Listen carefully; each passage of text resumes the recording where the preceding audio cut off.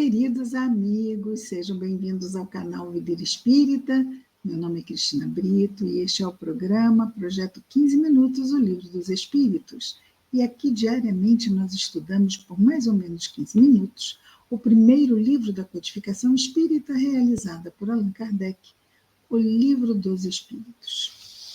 Estamos atualmente no livro terceiro desta obra, que trata das leis morais. É composto por 11 capítulos, nós estamos no capítulo 9, que trata da oitava lei moral, que é a lei de igualdade. Estamos mesmo no final e vamos ver hoje o último subitem deste capítulo, que trata da igualdade perante o túmulo.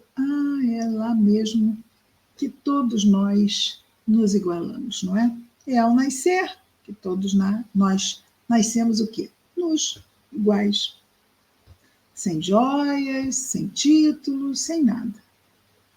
Só os nossos corpinhos de bebês. E ao desencarnar, nós somos encaminhados a entregar à natureza os nossos corpos físicos que nos serviram durante a nossa encarnação.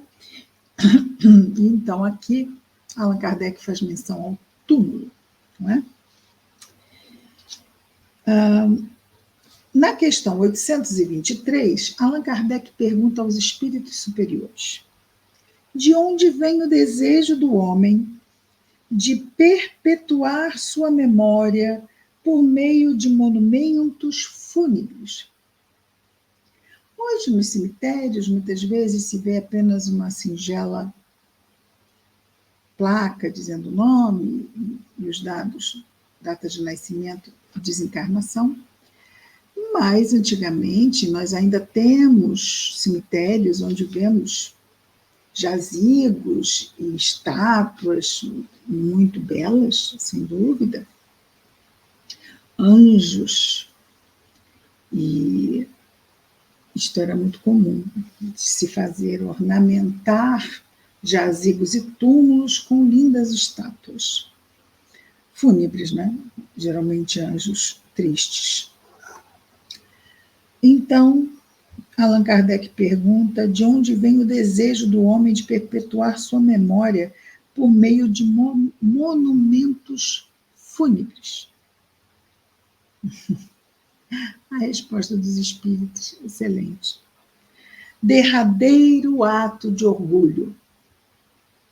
Último ato do nosso orgulho. Então, pessoa muito rica faz lá um enorme monumento, um jazigo luxuosíssimo. Aqui repousam os restos mortais do digníssimo, da digníssima, do excelentíssimo, da excelentíssima, e é isso. É o que sobrou do digníssimo e da digníssima aqui, do personagem aqui da Terra, ok?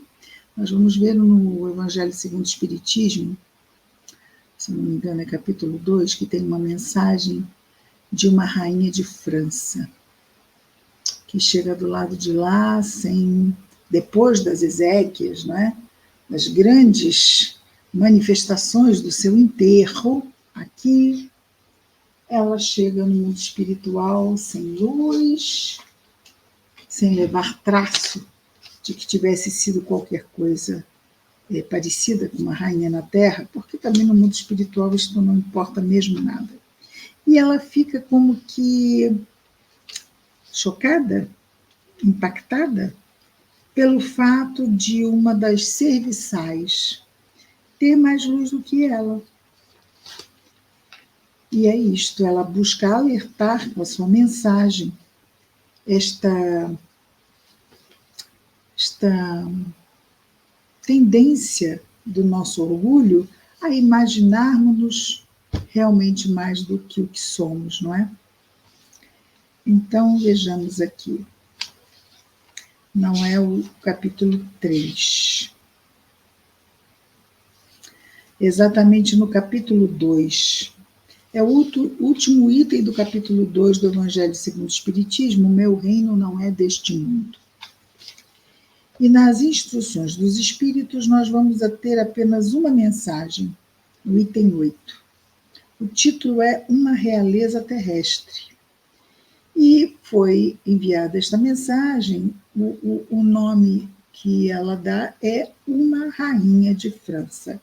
E foi recebida em 1863. Está, então, no livro O Evangelho segundo o Espiritismo. Vale a pena. Então, todas esses festejos fúnebres e mesmo esses monumentos muito suntuosos, por vezes, os espíritos dizem que é o último ato de orgulho da criatura que parte. E na 823A, dando continuação, Kardec pergunta: na maioria das vezes, porém, a suntuosidade dos monumentos fúnebres não se deve mais aos parentes do defunto que desejam honrar sua memória do que ao próprio defunto? Resposta: orgulho dos parentes desejosos de se glorificarem a si mesmos. Oh, sim, nem sempre é pelo morto que se fazem todas essas demonstrações, mas por amor próprio, por consideração ao mundo e para ostentação da riqueza.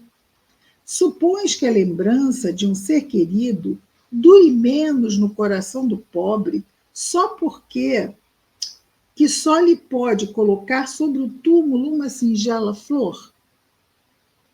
Então, supões que a lembrança de um ser querido dure menos no coração do pobre, que só pode lhe colocar no túmulo uma singela flor?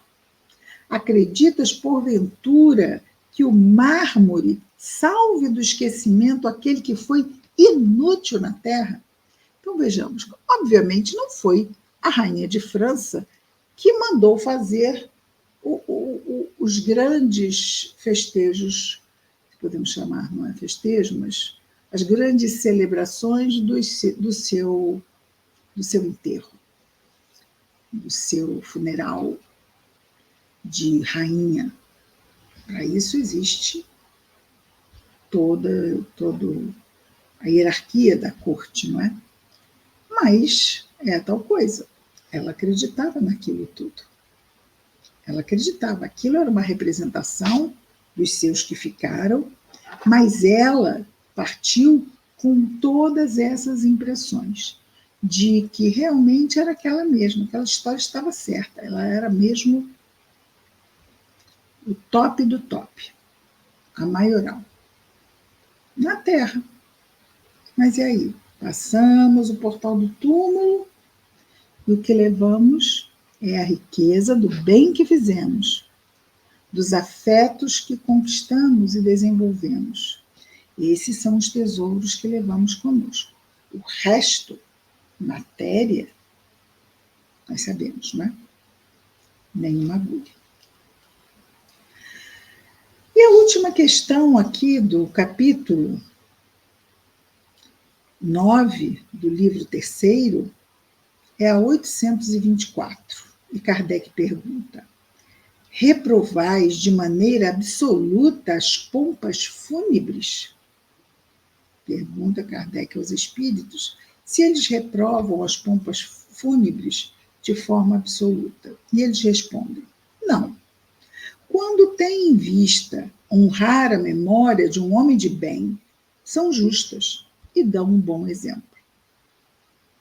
Então, é feito vamos dizer, uma despedida, uma cerimônia de velório, sepultamento, realmente com a presença, não é, de homenagens, quando eles dizem são justas. Então, é uma forma de honrar a pessoa que partiu, reconhecendo o quanto ela foi significativa e importante a todos, não é? E muitas vezes não é exatamente uma coisa interessante, não é? não é nem pela materialidade, pelas coroas e que seja, como se diz, monumentos fúnebres, mas a presença dos amigos, a presença dos amigos, a prece amorosa de despedida e gratidão, eu acho realmente uma forma lindíssima de honrar o amigo que parte, estarmos presentes e honrar a sua memória naquele momento tão importante que marca o seu retorno ao mundo espiritual. Eu, particularmente, gosto profundamente desses momentos de poder estar presente em enterros e velórios dessas pessoas que marcaram a nossa vida e honrá-las com a nossa gratidão através dessa presença.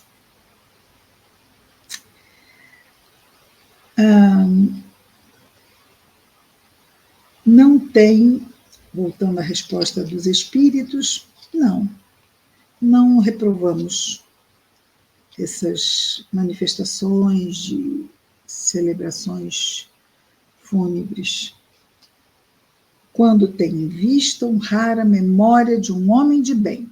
Aí sim, são justas e dão um bom exemplo. E Allan Kardec vai comentar esta resposta dizendo-nos assim: o túmulo é o ponto de reunião de todos os homens, de todos os espíritos que estiveram encarnados. O túmulo é aquele ponto final comum a todos nós. Aí terminam implacavelmente todas as diferenças humanas. É em vão que um rico tenta perpetuar sua memória por meio de faustosos monumentos. O tempo os destruirá, como ao seu próprio corpo. Então, se ele não fez nada de bom, ninguém vai manter aquilo lá. Vai ser mesmo destruído pelo tempo.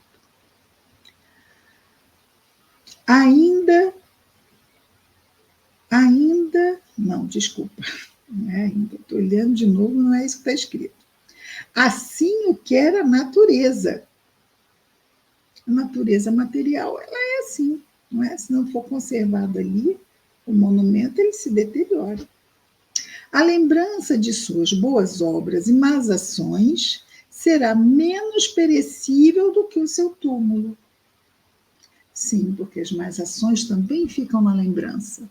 Nós lembramos de várias personalidades da história que não fizeram coisas boas. As suas más ações também marcaram a sua passagem no mundo. Assim como aqueles que fizeram ótimas e boas ações, também a sua memória é lembrada por essas boas ações. A pompa dos funerais não limpará aquele que viveu sem semear seu caminho de boas ações.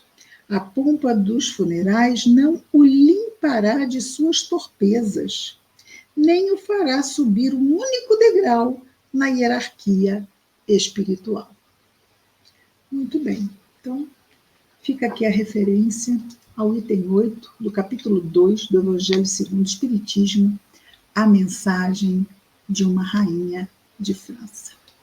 Amanhã estaremos de volta com mais um projeto 15 minutos, o Livro dos Espíritos. Até lá, muita paz a todos.